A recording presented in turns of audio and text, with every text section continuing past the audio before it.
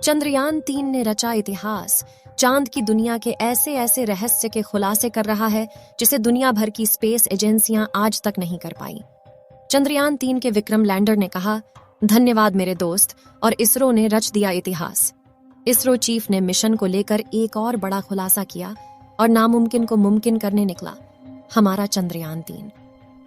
दोस्तों, हम सभी इस बात को बहुत अच्छे से जानते हैं कि चंद्रयान 3 हमारे लिए कितना बड़ा और महत्वपूर्ण मिशन है, क्योंकि इस मिशन के पीछे हमारे वैज्ञानिकों की कई सालों की मेहनत, सैकड़ों करोड़ों रुपए का बजट और सबसे जरूरी हमारे देश की साख भी दांव पर लगी हुई है। और अभी तक के मिशन को अगर देखें तो चंद्रयान 3 ने हमारे सर को एक पल के लिए भी झुकने नहीं दिया है। एक से बढ़कर एक मुश्किलों को भी हमारा यह अंतरिक्ष यान चुटकियों में पार करते हुए आगे बढ़ रहा है। इसी सिलसिले में चंद्रयान ने फिर से एक ऐसा कारनामा कर दिखाया है जिससे हम सभी भारतवासियों का सीना गर्व से चौड़ा हो रहा है। लेकिन सोचने वाली बात तो यह है कि अब वह घड़ी दूर नहीं है जिस पर आकर हमारा चंद्रयान 2 फेल हुआ था।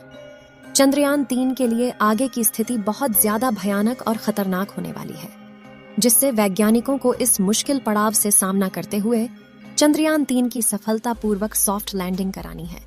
इसरो के चेयरमैन एस सोमनाथ ने लैंडिंग के बारे में अहम जानकारी देते हुए यह साफ कर दिया है कि अब आगे का सफर चंद्रयान के लिए सबसे ज्यादा मुश्किल होने वाला है, और इसी के चलते इसरो के कमांड सेंटर में मौजूद वैज्ञानिक 24 घंटे बिना रुके इस मिशन को सफल बनाने की कोशिश में जुट गए हैं। तो आखिर इसरो चीफ ने ऐसा क्या कह दिया कि इस मिशन को लेकर वैज्ञानिक ही नहीं बल्कि आम लोगों की चिंता बढ़ गई है।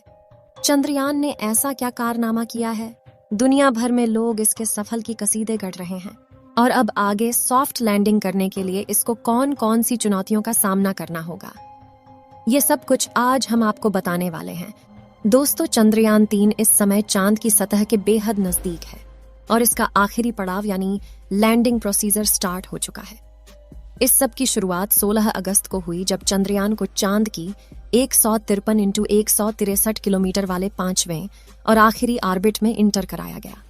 इसके बाद यह चक्कर पूरा करके अगले ही दिन यानी 17 अगस्त को इसके लैंडर और प्रोपल्शन मॉड्यूल को एक दूसरे से अलग किया गया।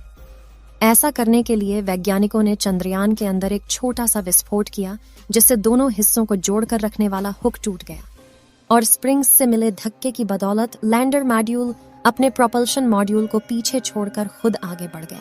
इसी दौरान लैंडर मॉड्यूल के प्रोपल्शन मॉड्यूल को मैसेज देते हुए कहा कि यहाँ तक के सफर के लिए शुक्रिया मेरे दोस्त, और इस तरह अलविदा कहकर ये आगे अपने सफर पर निकल गया। इसके बाद अगले 24 घंटों तक लैंडर और प्रोपल्शन मॉड्यूल की कक्षा में एक दूसरे के आगे पीछे चक्कर काटते रहे, और फिर सही मौका देखकर 18 अगस्त को वैज्ञानिकों ने लैंडर की डी बूस्टिंग स्टार्ट कर दी, जिससे ये एक और छोटे ऑर्बिट में आ गया, साथ ही उसकी गति भी कम कर दी गई। दोस्तों, डी बूस्टिंग का सीधा सीधा मतलब है चांद का लैंडिंग प्रोसीजर अब शुरू हो चुका है, जिस पर यह धीरे धीरे गति कम करते हुए अपने ऑर्बिट को छोड़कर अपने धीरे धीरे चांद की सतह के करीब जा रहा है, और ऐसे ही आगे बढ़ते हुए महज कुछ ही घंटों में यह चांद की सतह पर सॉफ्ट लैंडिंग करने के लिए तैयार होगा। अभी की अगर हम बात करें तो इस समय विक्रम लैंडर चांद की 130 किलोमीटर की कक्षा में आगे बढ़ चुका है और समय का फ्री फॉल फेज चल रहा है, यानी यह चांद की क्रियाविधि की हेल्प से उसकी तरफ नीचे आ रहा है। इसरो के वैज्ञानिक पूरी तरह सचेत है और वो इस पर पल पल नजर रख रहे हैं और खबर भी ले रहे हैं। असल में वैज्ञानिकों को अच्छे से पता है कि चंद्रयान इस समय अपने सबसे क्रिटिकल फेज से गुजर रहा है, और इसी को देखते हुए इसके सभी सेंसर्स और कैमराज अब ऑन कर दिए गए, क्योंकि इम्तिहान की घड़ी आ चुकी है, जिसका हम पिछले करीब 40 दिनों से इंतजार कर रहे हैं। इस समय चंद्रयान अपने इस पूरे मिशन के सबसे मुश्किल पड़ाव से गुजर रहा है, क्योंकि वर्टिकल लैंडिंग करना, और वह भी चांद के दक्षिणी ध्रुवों में, यह बहुत ज्यादा मुश्किल काम है। अब जिन लोगों को नहीं पता उन्हें हम बता दें कि विक्रम लैंडर चांद की सतह पर वर्टिकली यानी सीधा खड़ा होकर लैंड करने वाला है, जो हॉरिजेंटल लैंडिंग की तुलना में काफी ज्यादा मुश्किल होता है। असल में जब किसी यान को वर्टिकली लैंडिंग कराया जाता है तो हवा में उसका सीधा रखना और साथ ही उसकी गति को कंट्रोल करना बहुत ही मुश्किल हो जाता है।